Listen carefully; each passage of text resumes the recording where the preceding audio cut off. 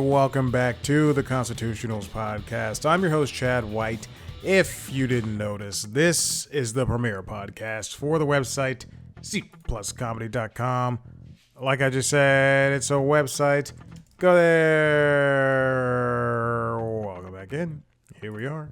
In the throes of August. We're smack dab almost in the middle. I don't know. Well, I don't have a lot of time. Let's get to it. I saw a movie. It was The Naked Gun, directed by Akiva Schaffer. Written by Dan Greger, Doug Mann, as well as Akiva Schaffer. Starring Liam Neeson, Pam Anderson, and a bunch of other people. I have to say, it was so funny. It was great. It was an 85-minute extravaganza. I want to voice one issue with AMC. Also, first of all, kids are back in school. Kids are fully back in school at this point, at least in Atlanta, Georgia. I also learned that I have a friend that works at a charter school. They were back in like July. She works there, so she was back in there in July. I was very flabbergasted. Seems like a hat on a hat. Very flabbergasted. Anyway.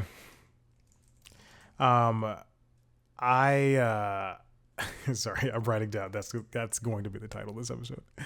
But I went to this theater. This is not the problem I have with AMC. I went to the theater. There were so many people in there. It was like 10:30 on a Wednesday. There were so many people in the theater. Anyway, we all had a nice time. There was one woman having the time of her life, laughing as if she'd never heard jokes before, and her body could not be controlled. I did not fault her for that. Usually I'd be like, oh, these people. No. It was very funny. I enjoyed it. But there's still enough people in there to where I went. Really? Anyway, so for AMC, they had this policy that I believe the movie distributors and other people in that area of the industry are not happy with. In that, at least I saw the headline of an article that said they were not happy with. They're not happy with the 25 to 30 minutes of credits and trailers and commercials ahead of movies. Anyway, it doesn't matter. But I took that into consideration, and I thought, this is not a movie that's in the Dolby Cinema. It's not a movie that is the bigger movies like Jurassic World. It's not F1 the movie. This and Together, usually I show up 15 minutes in. I don't want to see all the trailers because I've already seen all the trailers at home. This movie, I showed up maybe 20 minutes in. Did I bike? I did bike. It was raining at one point, and I thought, I don't know if I'm going to be able to do this. And then I biked, and then I walked in. It'd been like 25 minutes. So I went, all right, great. I'm going to walk in, and the movie hasn't started yet. The movie has started. I walked in on Liam Neeson at the beginning after he beat up the bad guys robbing the bank, and he was revealed to be the Girl Scout in disguise. So I was very perturbed about that. Other than that, it was a very funny movie. Again, it's wonderful that we can have a comedy movie in theaters, and it actually has done well, critically, box office wise. That's great. I'm so glad this is brought. Because we need movies like this in theaters. We can't just have movies like this at home. I watched The Pickup. I believe that's what it's called. 2025 movie by Tim Story. See, it was just such a forgettable thing. I will say this. I had no idea this movie existed. I'm a fan of every single person involved. I like Tim Story. I do like Eddie Murphy and Pete Davidson, Eva Longoria and Keke Palmer. I do like every single one of those people. I had no earthly clue that this movie existed. And at one point, I think what it came out last week, August 6th. I think it came out on August 6th. And I'm sitting on the couch. It is Wednesday, August 6th. Yes. It is August 6th at 7:30 p.m. I've cleaned up from dinner. I'm sitting on the couch and I've taken Maverick out. I'm looking for something to watch. And I see this movie's on Prime, and I go, first of all, I clicked on the Prime. That's a big thing. Second, I turn the movie. I look at this and I go, what is this? I don't even watch a trailer. I just press play because I see that it is 94 minutes long, and I go, I'm going to bed at 9 p.m. This movie better be done by the time I finish. I'll say this. After seeing that same day, The Naked Gun in theaters, and then watching a movie that is the Pickup, that is more or less an action comedy. I kind of wish this one was in theaters too. It is worse than The Naked Gun. The Naked Gun is fantastic, but this movie is not very quote unquote good, and there's a lot of loose ends and things that just don't make sense. However, I will say there's an action sequence that lasted 20 minutes, like truly at the beginning of the movie, maybe 20 minutes after Eddie Murphy and Pete Davidson meet. It is a long. It might be 20, it might be 10, but it felt long, and it really works. I'll say this: the action in the movie was pretty decent. I couldn't believe Keke Palmer whatsoever. I just didn't believe her. Pete Davidson did something in this movie that I thought was insane. He pulled a gun. This happens early in. This is not a spoiler. He pulls a gun on Keke Palmer thinking that she's going to rob him. And there's video of it. And he does get fired as a result. But it's just so fun. Like, why would that happen? And it not be taken seriously. Andrew Dice Clay's in the movie. Marshawn Lynch is in the movie. He's continuing his acting course. He was also in Love Hurts earlier this year. I'll tell you this: his agent or whoever is doing this casting, like getting him cast in these movies and TV shows, they're doing a great job. He was in Westworld. He was in Murderville on Netflix, which is a show that you would think would have come back, but whatever. He was in The Great American Baking Show, Lopez versus Lopez. He's in Euphoria. He was also in Love Hurts and the Freaky Tales movie and Bottoms. And it's crazy. Like he's in a lot of big named projects. So good for him. The Pickup was filmed in Atlanta. I could tell. But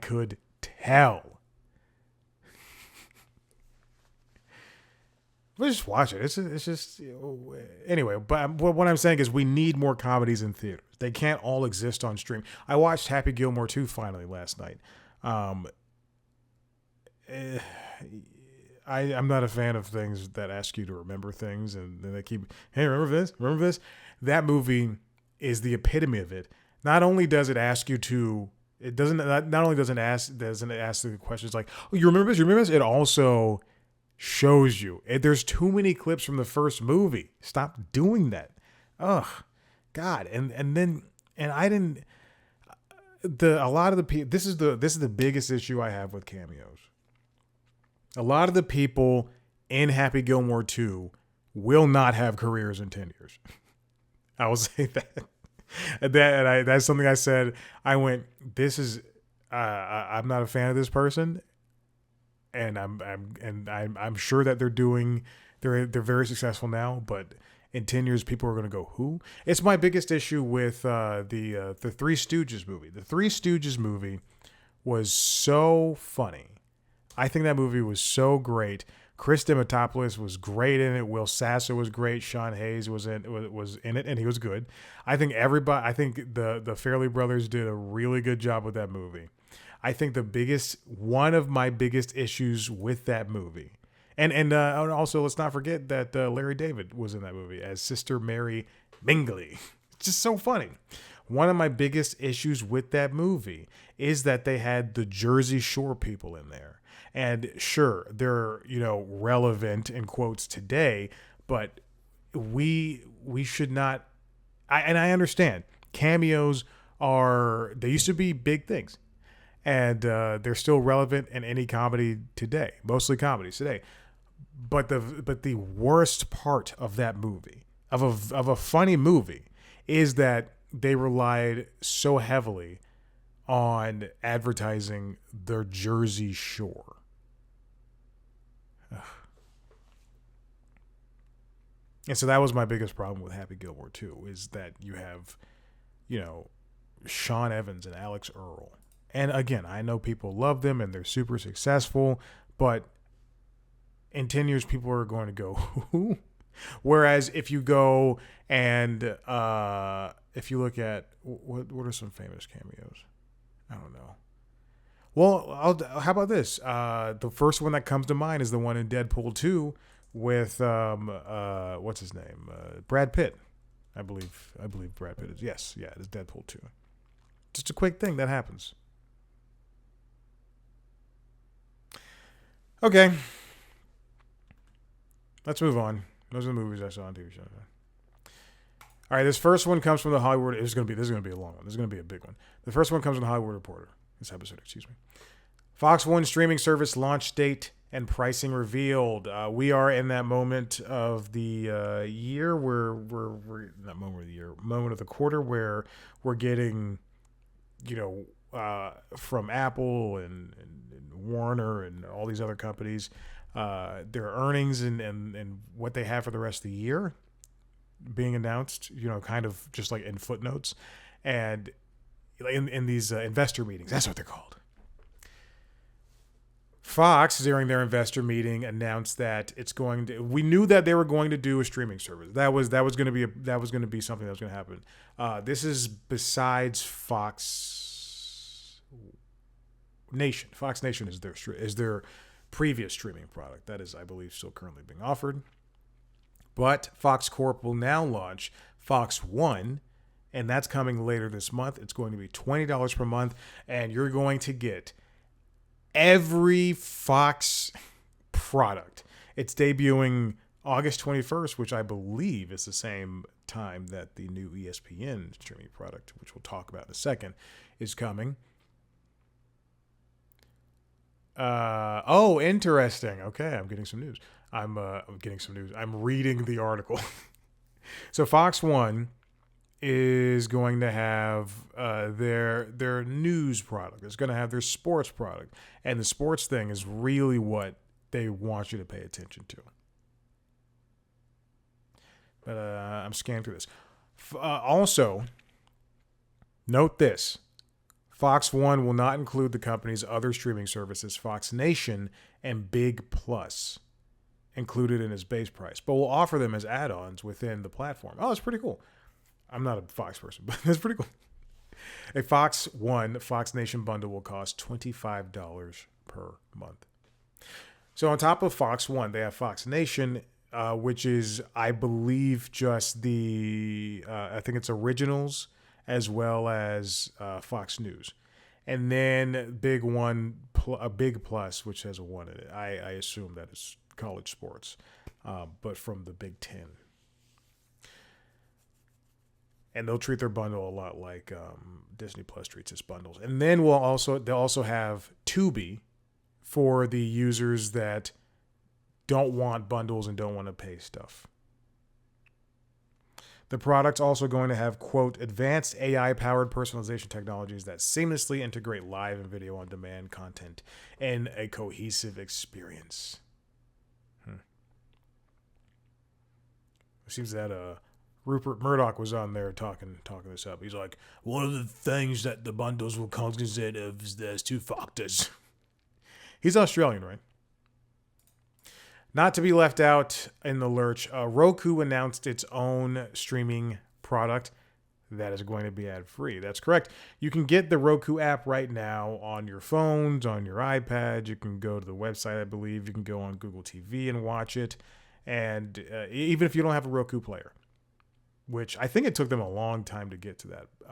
It's a fine streaming platform. It has not a lot. I'll tell you that much. But what it does have includes everything from Quibi and like the Maple Murders and Kevin's thing that I watched all of, as well as the Great British Sewing Bee. I'm on the website right now looking at it, and the Great American Bake Off. Cool. But this comes directly from Roku themselves via press release. They launched Howdy, an ad-free subscription video service offering award-winning entertainment at $2.99 per month. It launched nationwide. It's already available. And in fact, if you go to the website, I can just click on it right now. No commitments, $3 per month. It's offering thousands of titles, we know that, from Lionsgate, Warner Brothers Discovery, and FilmRise, along with select Roku originals. So with a lot of these shows and movies, as you can see, like on Netflix ad supported and on Hulu in general, a lot of these aren't going to be able to be ad free, mostly because of just agreements. I know New Girl on Hulu. If it's on Hulu, you have to watch ads. Versus if it's on Peacock, I don't think you have to. I don't know. I own New Girl now. It was $10, and a couple of weeks ago, and I said I'm going to buy it on Vudu. It's great. I watched that show enough. If they do it with like Superstore and Brooklyn Nine-Nine, I'll have besides The Simpsons and American Dad, then I'll have most of the shows I watch constantly. If they did it with not Married with Children, Mad About You. I love Mad About You. It's finally back on streaming. It's on Hulu right now, and I'm going through it again. Man, I wish I could buy that show. And The Critic. Apparently you can't buy The Critic, which is frustrating. So you get high-quality ad-free stuff, stream with no interruptions. It's $3 per month right now. Not an introductory or trial price. We'll see what happens. I predict that it'll go up by at least $2 within the next 2 years. Award-winning content and fan favorites. You can cancel any time. Everybody's got their own streaming platform right now, and if Howdy seems interesting enough to you, if you want to watch Unsolved Mysteries or Diary of a Mad Black Woman or the A Blade movie or the new that Elvis movie, not new, for $3 a month, and you don't want to watch ads, then by all means, go for it. What I do see is that a lot of these I'll say a lot of the movies, to the very least, exist elsewhere. Like if I type in, let me see, because I see Saw 3 on here. I don't see the other Saws, but Saw 3 is not. I typed in Saws 3. Saw 3 looks like it is available via a premium subscription on Prime channels and YouTube. Oh, it's on MovieSphere Plus free. So, yeah, I mean, a lot of these are available elsewhere. So, if you're one of those people that just wants to keep everything in one place, like it's on Roku, then boom, go for it. We also have details on the new ESPN streaming service. This comes from Variety, written by Todd Spangler. ESPN sets launch date for standalone streaming service is priced at $30 per month. Again, this one is launching August 21st. I was correct on that date. I can remember that date, but I can't remember my anniversary of my wife. Just kidding, I'm not even married. That poor woman. That poor woman. Whomever that will be. Again, this launch date, and the exact same idea with the Fox One launch date for August 21st. It is exactly the date that they need in order to coincide with the start dates of college football and NFL. And ESPN also has a new deal with the NFL, U.S. Open for tennis, Also, there's multiple U.S. Opens, which is so strange to me.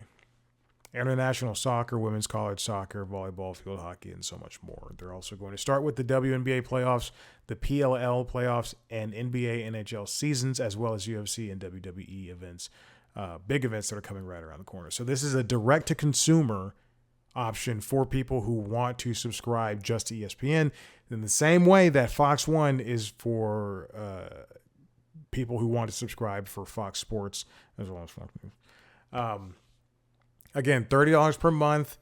You're going to get ESPN Vanilla, ESPN2, ESPNU, SECN, ACCN, ESPN News, ESPN Deportes, in addition to ESPN on ABC, ESPN Plus. Oh, I didn't see that part. Yeah, well, I mean that makes sense though. ESPN3, SECN Plus, and ACCNX.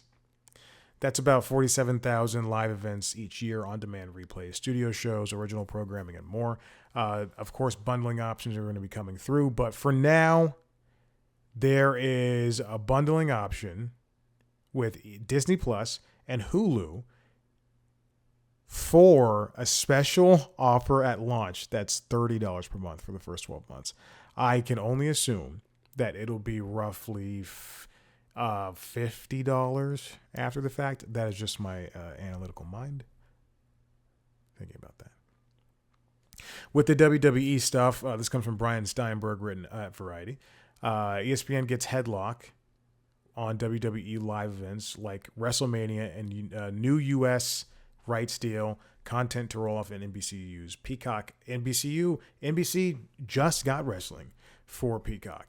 And like I feel like it's only been a couple of years, and now this new 5-year deal is going to be strictly for ESPN. Peacock lost its will to live, its reason to live. Sure, they have basketball, and that's wonderful. That's great. And they also have golf for now. But it makes and I believe some soccer. But it makes me wonder, had they not gotten that NBA deal, which was a very lucrative deal, but had they not gotten that deal, Peacock would be truly dead in the water at this point. If they didn't manage to squeeze out, because the next Olympics is pretty well. We have the Summer Olympics coming up, or the winter. I don't know which one fucking exists. But WrestleMania, SummerSlam, Royal Rumble, and Survivor Series will be coming in 2026. WWE is going to continue to produce all the events, and ESPN will have the option to stream pre- and post shows tied to the events, 10 in all. The events will also be simulcast in certain linear ESPN venues. I think this is a wonderful deal for ESPN, especially the upcoming NFL deal, which we'll talk about. Hold on, I need to open that link. It's fascinating to me that this is happening in this world, and obviously it has to go through regulations, but I'm guessing our president doesn't give a flying fuck what happens. This next part comes from The Atlantic, written by Dan Shanoff. The ESPN NFL mega deal looks and feels like a big trade, so we're grading the participants. So we knew that there was a huge giant, as Shanoff writes here, blockbuster deal between ESPN and NFL, which the ESPN Disney is taking over NFL Network, linear rights to Red Zone, NFL Fantasy, and other content assets to ESPN. But I think besides ESPN having access to all of NFL media in general, I think one of the biggest takeaways from this is that ESPN is also getting a 10% equity stake in the network. It feels like, yes, ESPN is, as Shanoff puts here, ESPN is getting the A grade, but it really feels like the NFL is just kind of, offloading the pressures of what it takes to run a media conglomerate with NFL media, and they're just kind of getting in easy money with ESPN. Let's start with what ESPN is getting. This is a big win for ESPN, according to Robert Fishman from MoffettNathanson Media. He's an analyst there. They're fused at the hip with the most valuable league in sports. And then let's see. There's also, there's new leverage for distribution fees with cable companies or bundled streamers. You know, when DirecTV has a dispute with Disney and they say, well, we're not going to be able to offer ESPN and ABC and Disney Channel if we can't come to an agreement on distribution. Well, now Disney can go, hey, we've got NFL games, and if you don't put us on, then you're not going to be able to get Monday Night Football or the rest of the NFL games that we own stuff to. NFL, of course, they, again, as I say, offload the media assets. They've been trying to do this for a very long time. We've seen, I know for Red Zone, to the very least, we've seen an increased amount of commercials over there, and it's been very stinky to subscribe and not enjoy those. This gives NFL Network even more prominence. It retained flexibility to continue to sell additional live game packages. But I wonder, after they truly gimped their studio shows, for example, Good Morning Football moved from New York and they lost 3 people in the last 5 years, 3 of the hosts in the last 5 years. 1, 2, 3, 4 or 5 people in the last 5 years. And now it's just kind of existing on the West Coast where, yes, they have a much better studio, but I think it's a worse product. A lot of people think it's a worse product, not just me. Also, if you have, this is something I still have an issue with when it comes to Everybody's Live with John Mulaney. Netflix refused to make a separate YouTube channel for a late night show that should have its own channel where you can put up all the clips and just make basically not a lot of money, but passive income from YouTube views and TikTok views and Instagram views or whatever. Yes, sure, it'll be the most minuscule amount of money for Netflix, but still, it'll be something, and people will always go back and rewatch that thing that happened on Everybody's Live instead of going to still watching on YouTube channel for Netflix or whatever. Anyway, Good Morning Football does not have. It has like some social channels and they're partially active, but you should be uploading clips of that show to its own channel. That show puts out 4 to 5, I think 5 live episodes a week. And then they also have, I don't know if they still do this, but like an overtime show where they do an extra hour or something like that on your local CW network. I don't know. I don't remember. I think it might be canceled. Actually, let's see.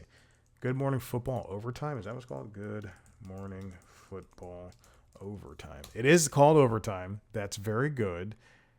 And what you could do is just like put out more. Just put out more stuff, and it's just there. It doesn't have to be the best. It is on the Roku channel. Excuse me.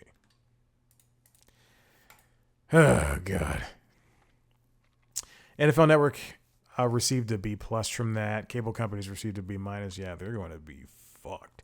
CBS, Fox, and NBC are getting it incomplete. Netflix, YouTube, Amazon, Apple, they're getting A because, there's so many sports that are turning to not to just streaming, but yeah, to streaming. I mean, Raw, Monday Night Raw is on Netflix now, and it's doing seemingly well. Apple's got some baseball games as well as soccer. I don't know what soccer they have, but they have soccer.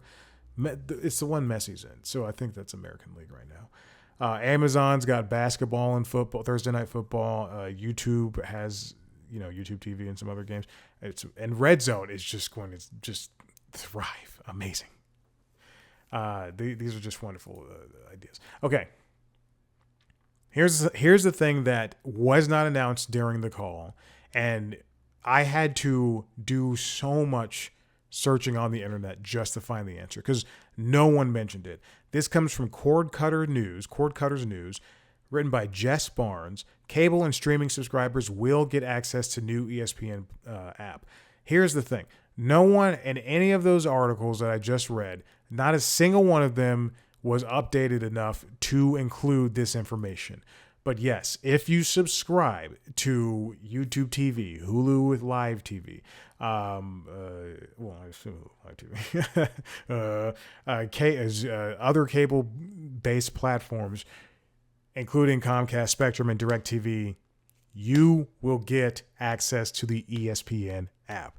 That is perfect. That's exactly what should happen. That's what happened when these apps were first launched. Remember when HBO Go existed? That was the app for people who subscribed to HBO via your cable provider, and then it was HBO. And like it was HBO Go, HBO Now, and then Max came and took all that out. Yeah, this is wonderful. Or like even the Disney app, when before we had Disney Plus and streaming things like this, you had access to the Disney app. I love it. This is great.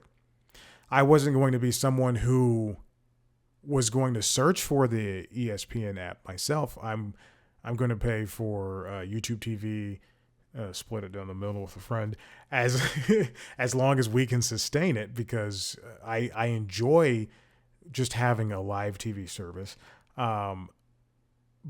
However, this is a little bit of icing on the cake, because I wanted, that's such a cliche, but if I did want to watch a game or whatever, or 30 for 30, then this is wonderful. Because I don't have ESPN Plus anymore. It just wasn't valuable to me. But this is great because it's free. I can't say I'm going to watch a studio show, because I'll say this about every single person on ESPN. Every single person. They're all horrible people who have anything smart to say, except for Mina Kimes. And, when Max Kellerman was there, I liked him. That's pretty much it. Everybody else can eat a bag of dicks.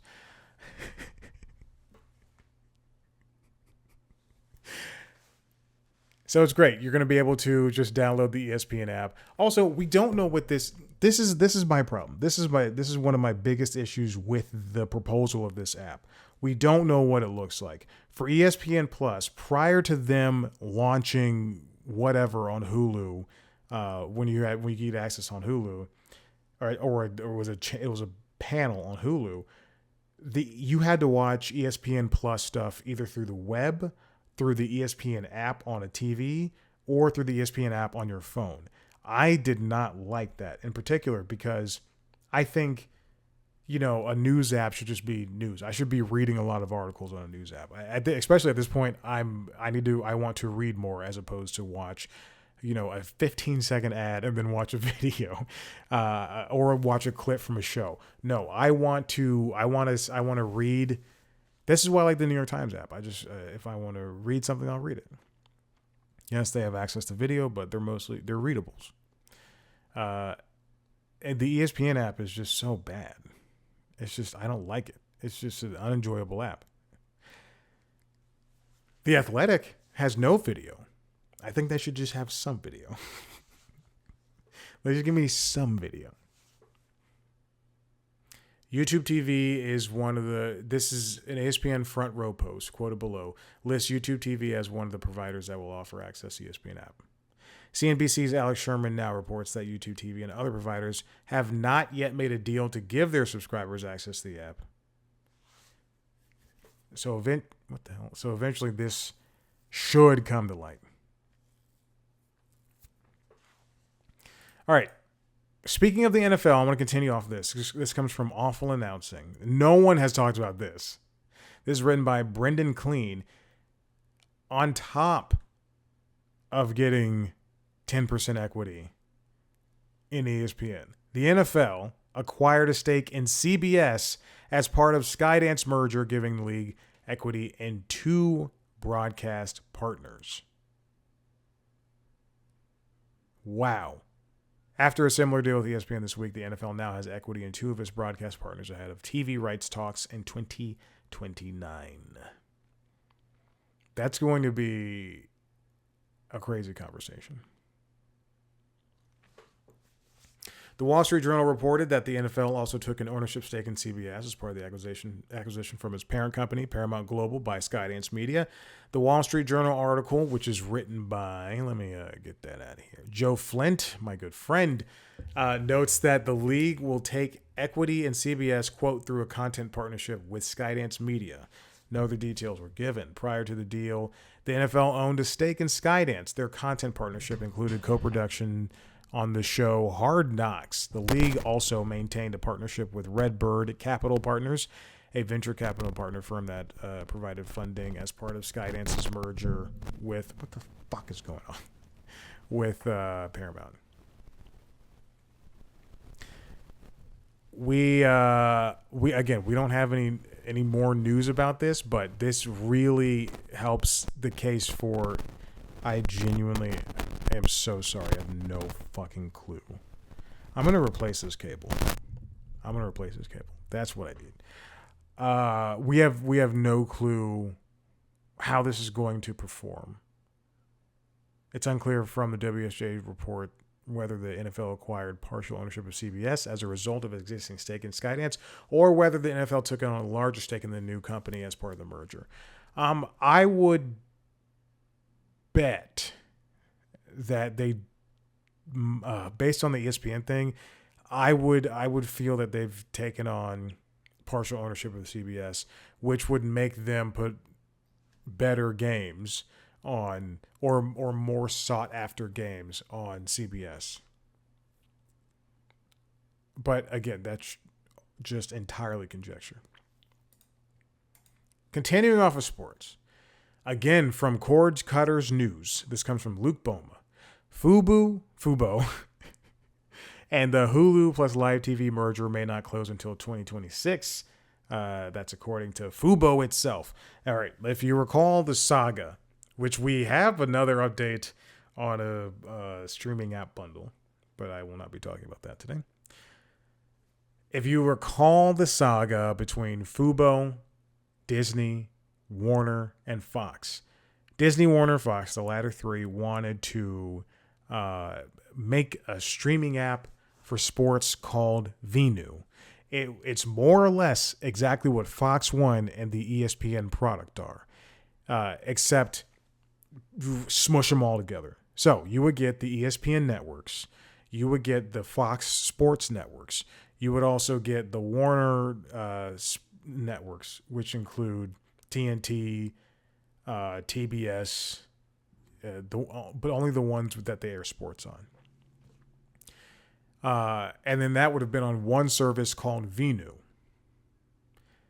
It was brought to light last year when all three of those companies were like, or earlier this year when all three companies were like, yes, it was January 6th, January 6th. Oh, the best holiday of the year. It was brought to light earlier this year when those three companies just kind of announced it out of the blue. Disney, no, excuse me. It was last year. Yes, I was correct. Jesus, I knew I was right. Anyway, the other deal, the Fubo deal, was announced. Disney buying Fubo. Anyway, Warner, Fox, and Disney said, hey, we're going to make a streaming service, and it's going to launch sometime in 2025. Fubo, which is a pay TV channel thing, like YouTube TV, like Hulu Live TV, except it's focused mostly on sports. You also get entertainment channels, but it's focused mostly on sports. So you'll get the BNs, you'll get the other ones, the ones that have the, in terms of Atlanta, the baseball games that we don't get here anymore, the Braves games you don't get here anymore. You'll get all that stuff with Fubo. Fubo went to the government and said, this is not fair. Paramount and NBC were like, dude, what the heck? And then the government was like, hey, you guys can't do this. So then they disbanded the idea for Venu.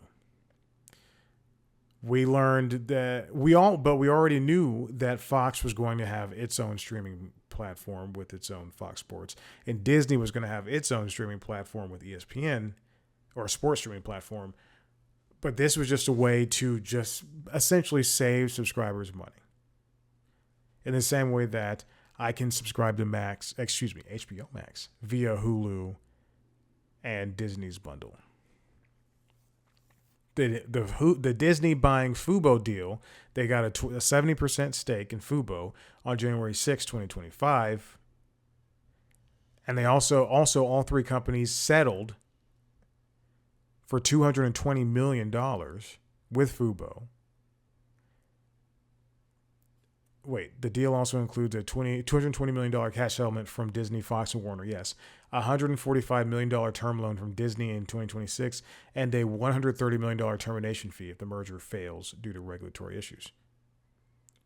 So Fubo managed to make so much money by telling people, hey, this is not fair.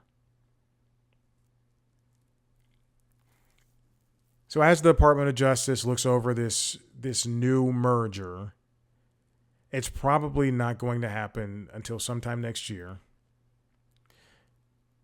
It's, as we get these new streaming platforms merging in another pay TV thing with another one, because that's what's going to happen. Fubo will probably merge into Hulu with live TV. And then Hulu with live TV will merge into Disney Plus, which we learn and which we'll talk about next. It's important that they, get ahead of the shedding of the customers, because they both lost 100,000 subscribers each in the second quarter of 2025.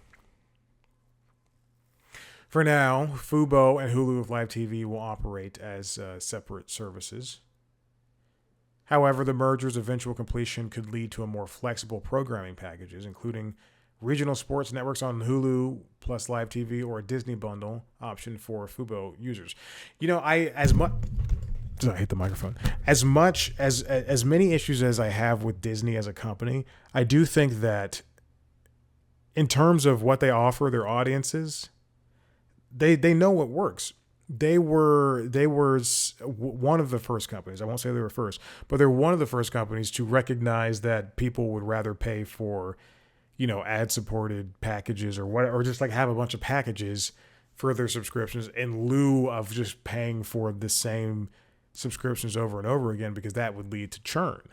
Whereas with the Disney Plus and Hulu bundle with ESPN, or the ESPN Plus, or that same bundle with HBO Max, people are now going to say, hey, you know what? I'd rather pay $18 a month to get all three of those instead of paying, $12 and $20. I'd rather save $3 than save no dollars.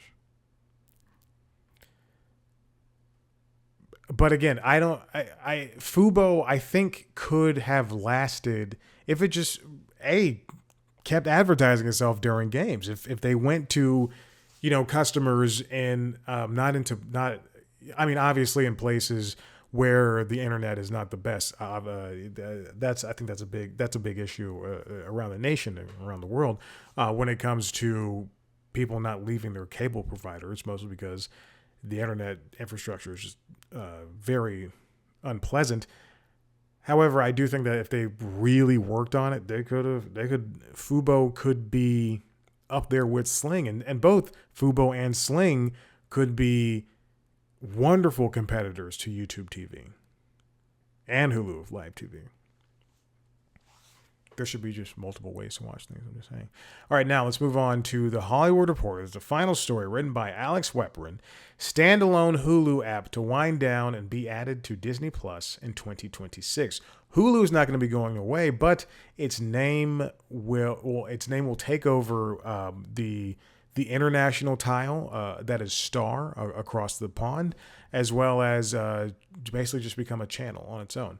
Hulu is, next to Netflix, one of the first streaming platforms.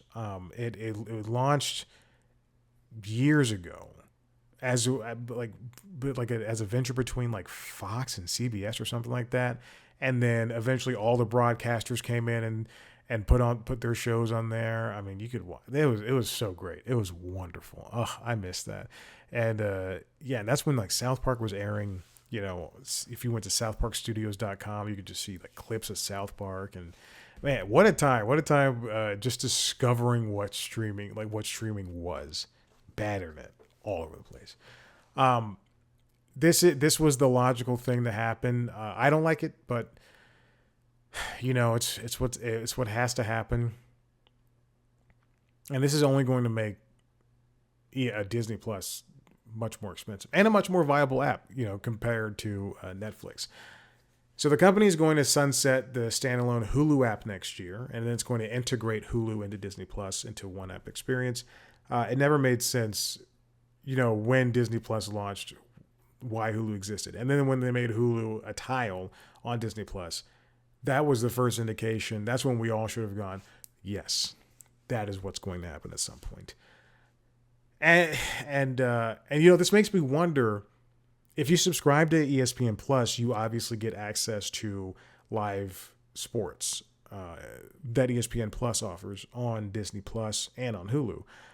But for the ESPN app itself, would you be able to, like, if I subscribe to YouTube TV with a friend, and if would we be able to sign into ESPN the app, ESPN standalone, ESPN DTC, direct to consumer, with the YouTube thing, and then log in via on the Disney Plus app with that, or the Hulu app with that? For now, I don't know. It's all up in the air.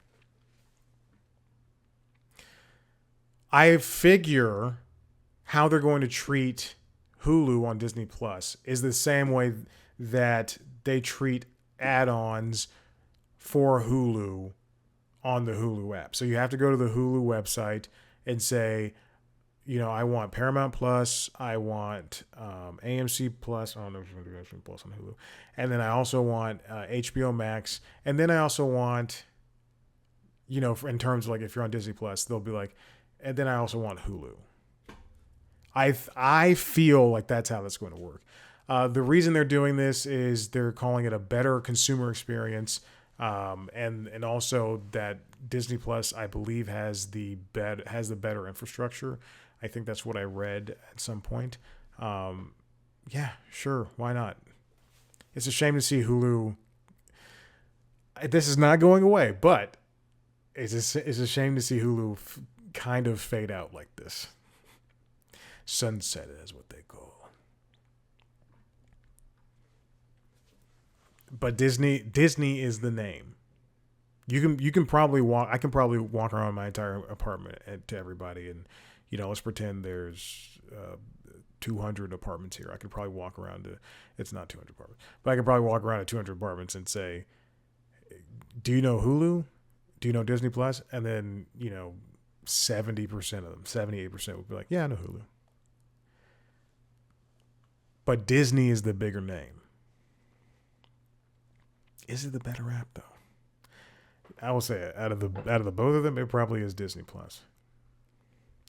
Yeah, I don't know. I like the idea of having everything in one place, but again, for the consumer, yes, it's easier, but it doesn't necessarily make it better or cheaper.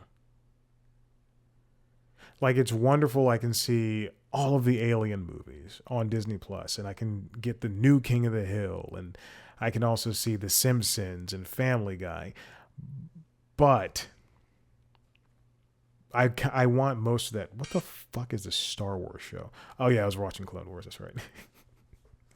But I also like the idea of having them separated, because for Disney Plus, the only things I watch are The Simpsons. I tried to watch the new Phineas and Ferb, Kif, Bluey, and then Star Wars: The Clone Wars, because I watched it on Cartoon Network.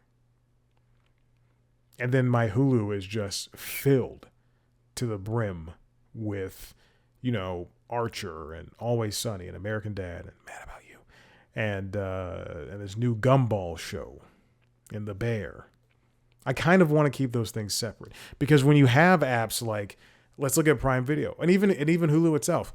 When I go to Prime Video, and right now I got a deal on Paramount Plus via Prime Video on Prime Day. But right now, when I go to Prime Video, it is a mixture of things I can't watch, a mixture of things on Prime, and a mixture of things from Paramount Plus, which is, to the person who isn't bothered by all that stuff, who doesn't, it's great. That's me. That's great. But also, if it's not on my list, I'm not gonna give two hoots about it. Versus, I go Disney Plus. I know I'm going to turn on The Simpsons. There's a 90% chance that I'm turning on The Simpsons or a Pixar movie. I go, and it's like when I go to Netflix, I'm not gonna. There's too much junk just floating around there. Happy Gilmore too. Watched last night. Not good. Okay, listen. If you like what you heard here, head to the website cpluscomedy.com where you can see me talk famous sometimes. If you want to see a video version of this show, go to youtube.com/cpluscomedy where you can see a video version of the other podcasts. LinkedIn Logs, which is a jobs podcast, and Late Night Lately, which is the late night show. Subscribe to those podcasts wherever you get your podcasts. And then also watch me talk to famous people on the interviews on youtube.com/cpluscomedy. I talk to a lot of famous people. It's great. Follow us on social media, cpluscomedy, TikTok, Instagram, Facebook, Blue Sky. I've tried not to mention Facebook anymore. Me, Chad Black White. Thank you so much for listening. We'll see you next time. Bye.